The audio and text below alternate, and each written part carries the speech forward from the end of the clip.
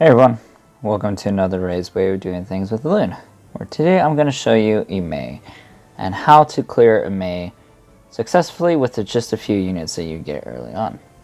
Now let's just go into his index and actually see what he does and his description.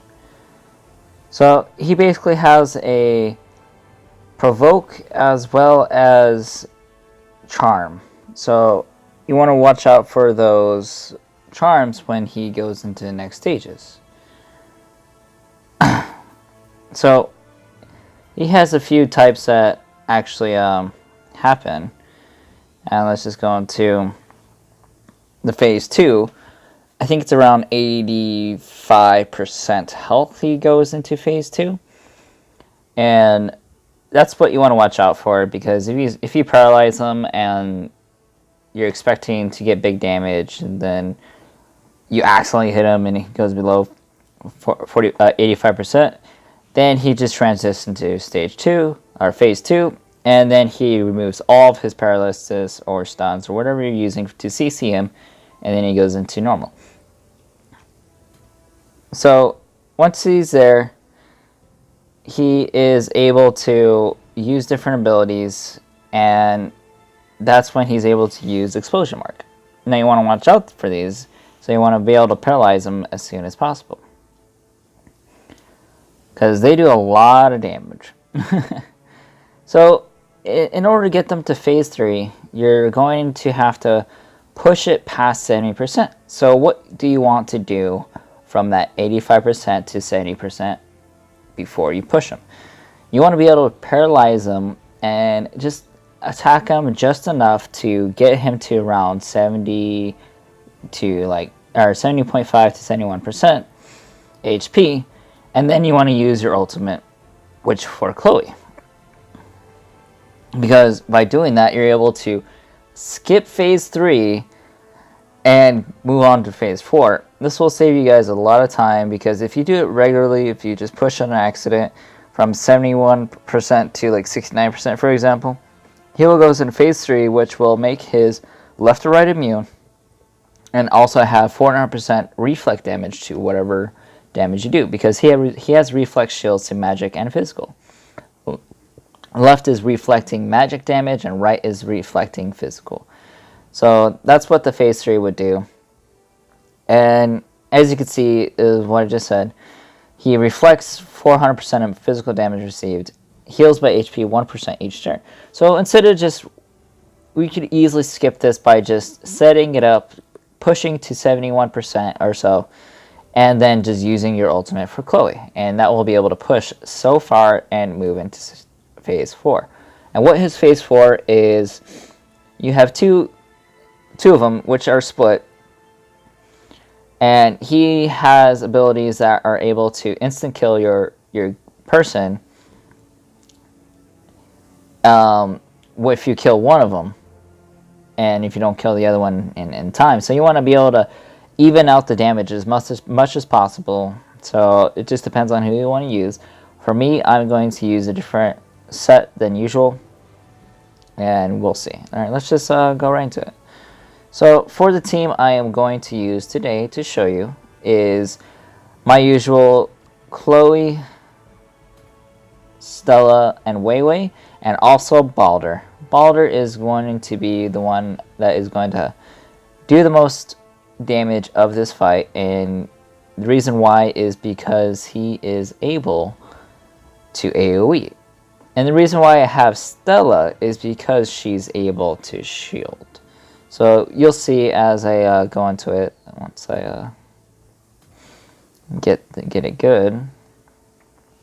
And as for our last unit, we don't really need a lot. It depends on whoever you want and to support it. But for this case, let's just use Reyna, for example. You could use Reyna's skill 2, which is like clockwork, and they're able to restrain it in case you mess up. Now she's already in a soul set.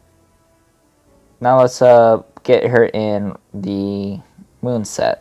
Alright, there we go. Okay, now she's in her 3-piece moon set, 3-piece soul. Able to get the souls when she wants it. Balder is in a spirit set as well as Chloe, as you see. And you'll see that they're actually pretty useful when they get a chance to do it. Alright, now let's just hop into... Okay, we're just going to do this real quick. No, we'll keep Balder. He's useful in the soul. Alright, now let's show you how it's done. Oof, I forgot to move Wei Wei's turn. Oh well.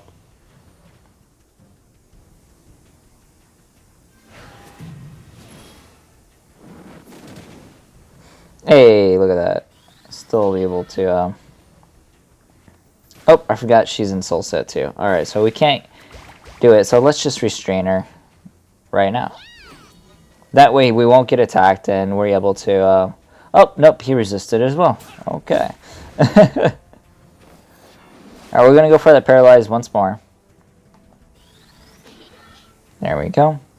As you see, he's at 88%. And we're trying to get him below that. Because he's going to push right now. So I just want to be able to use her heal.